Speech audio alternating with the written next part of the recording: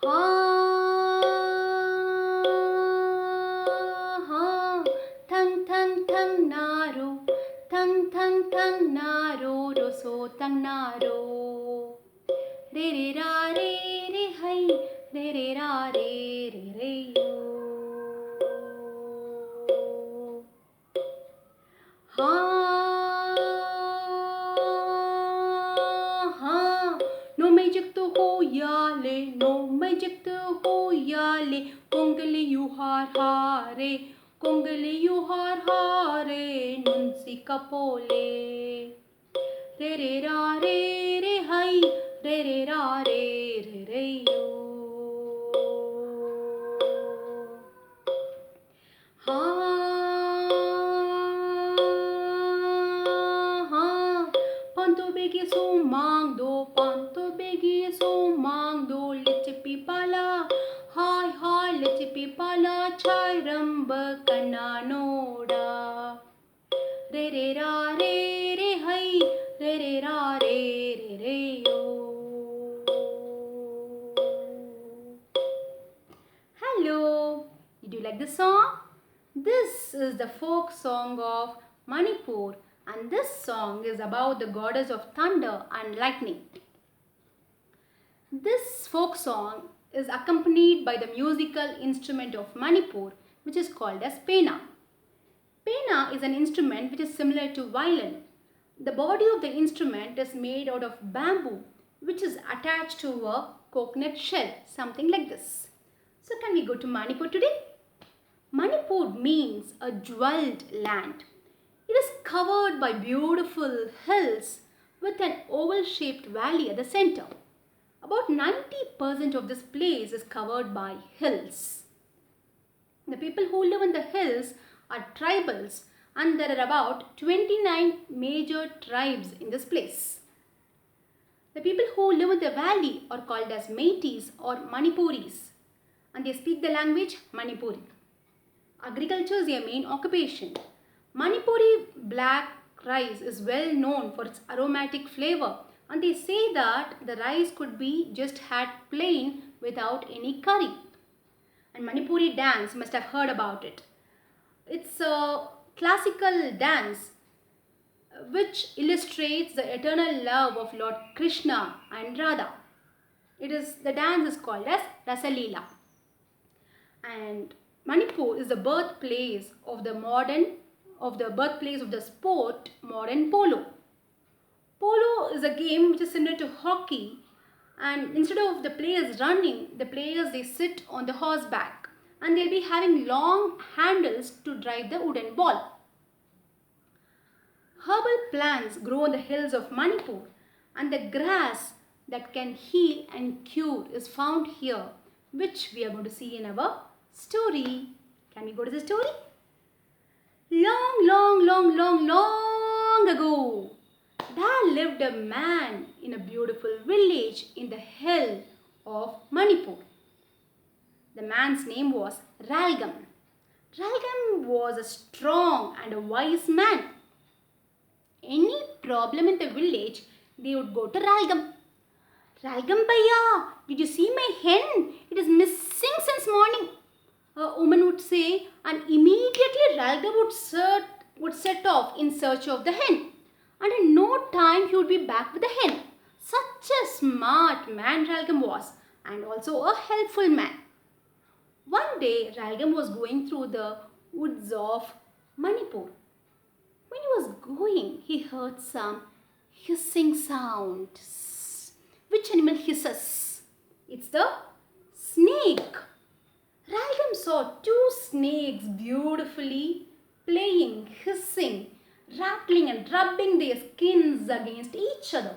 It was lovely to see the two snakes playing. Suddenly, whoosh! A gust of wind blew, which made a branch from a tree fall on one of the snakes. The snake was badly hurt, and one of the snakes it stopped moving. The other snake panicked, and he realized that the snake was dead. And immediately the snake slithered deep into the woods. And who was watching all this? Ralgam was hiding behind a tree and was watching all this. Sometime later, the snake came back dragging some grass. And do you know what he did with the grass? The snake rubbed the grass on the wounds of the dead snake, and within seconds, the snake started to move. Wow, the grass that can heal and cure, whispered Ralgam. He had heard about the grass, but that was the first time he was seeing it. So he waited for the snakes to leave. Immediately after the snakes left, Ralgam went deep into the forest and he started searching for the grass. After long hours of searching, he found a small patch of grass. He cut the grass and took it to his home. Days later, in the village, a boy died falling from a tree. When Ralgam heard about the news, he felt very sad. He wanted to help that family some way, but he was very helpless. And suddenly, he remembered about the grass. So he took the grass and he went past the weeping family. He sat next to the dead boy and he gently rubbed the grass on the wounds of the dead boy. And what happened?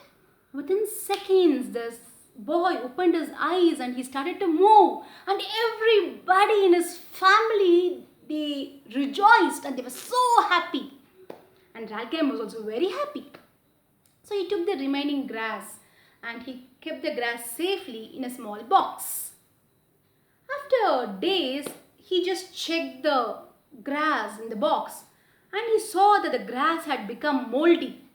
It had grown moldy, means some kind of fungal growth because he had kept the grass inside closed. So he put the grass out to dry.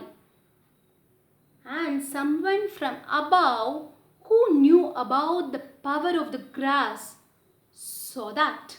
And who was that? It was the sun.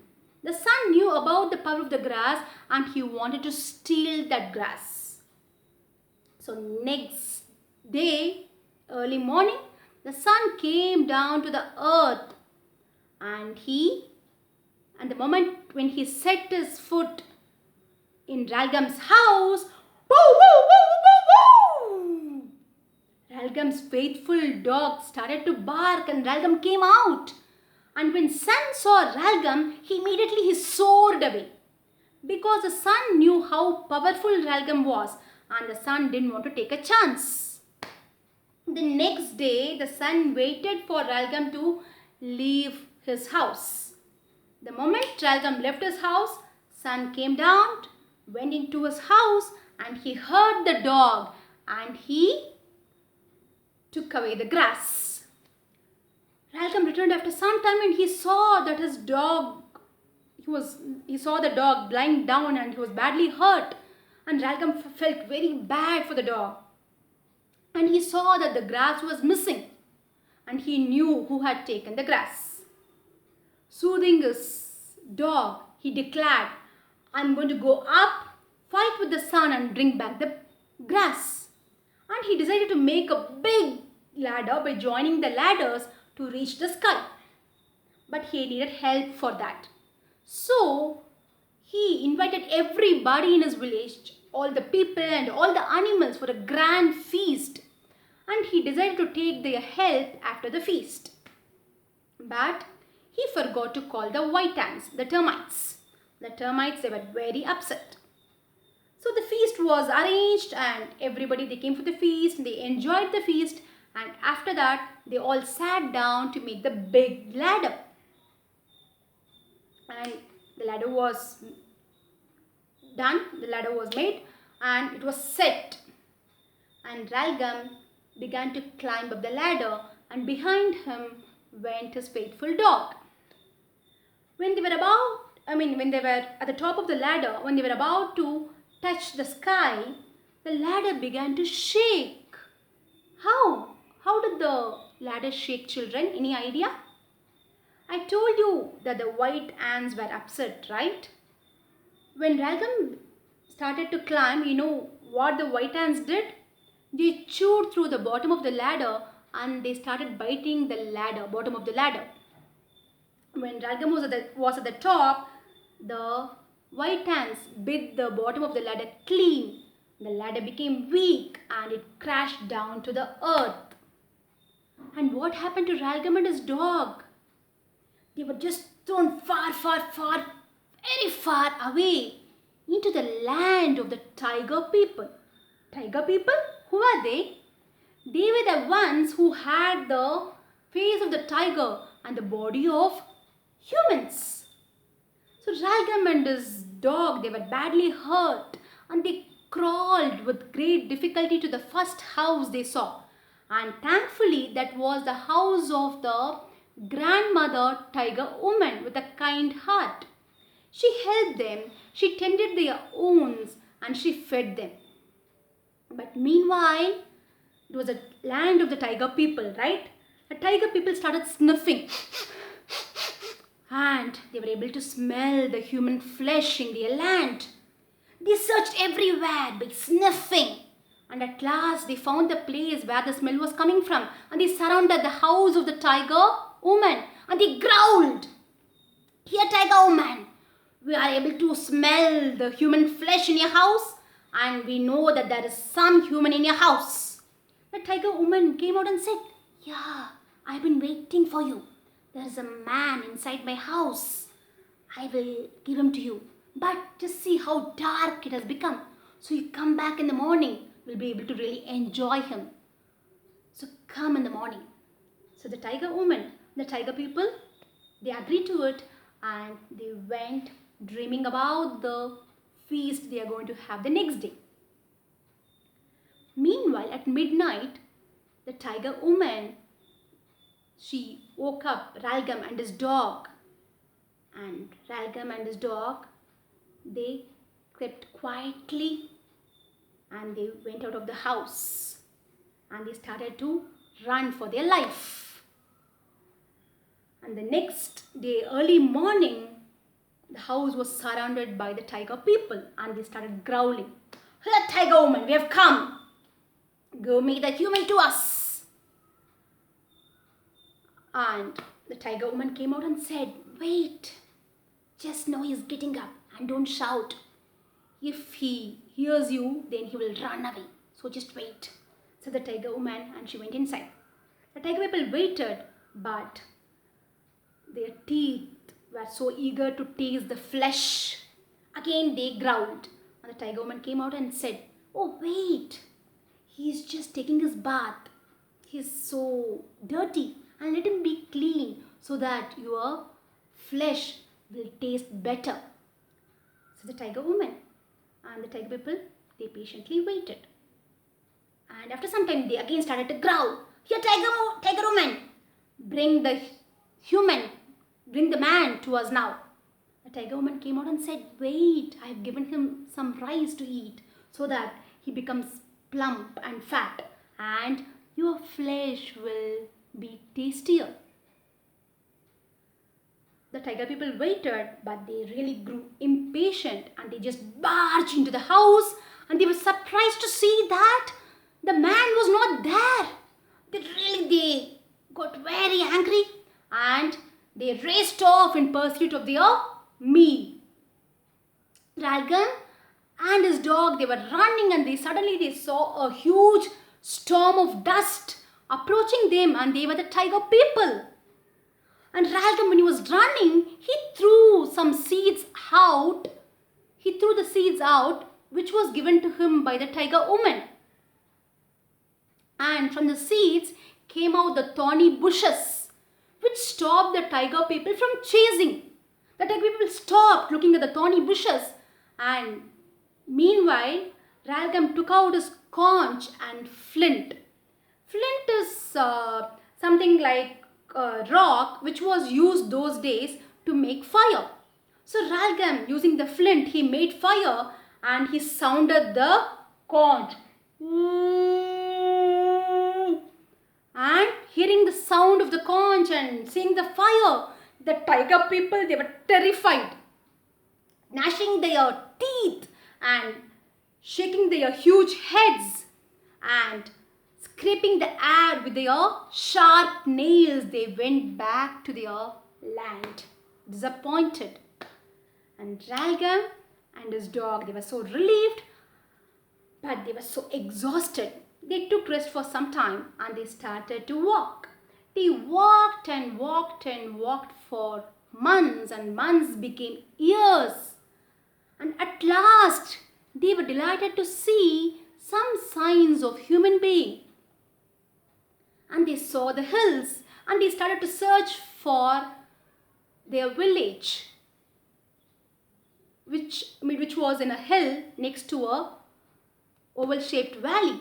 So they started searching for their village, and at last they found their village, and when they entered the village, they saw a beautiful girl standing there. When Ralgam looked at the girl's face, the girl's face was very familiar, and he looked closer, and when the girl smiled, Ralgam was able to see himself in her. And who was that? It was Ralgam's daughter. She was a small child when Ralgam had left, and now she had grown into a beautiful young girl. Ralgam was extremely happy, and so was his daughter, and his daughter led Ralgam to their house. And Ralgam's family were so thrilled and excited to have him back, and they invited everybody in his village for a grand feast. And this time they did not forget to call the white ants. The white ants were also invited for the feast. They just enjoyed the feast. Ralgam used to tell his journey to the sun and back to everybody in his village, and everybody loved listening to his tale. So did you also enjoy the story, children? And did you note one thing? In the story, the sun was portrayed as a thief and as a coward fellow. And when you see the story of Meghalaya, the tribal people, the Khasis of Meghalaya, they worshipped sun god, right? So why this difference? Those days, the people, they attempted to explain things according to their own beliefs and experiences. So it changed from people to people, and it also changed over time. So sometimes the sun was seen as God, and sometimes he was seen as a demon. Sometimes he was seen as an omnipotent protector, and sometimes he was seen as a ruthless taker of life. So next week I will meet you all in another folktale. See you.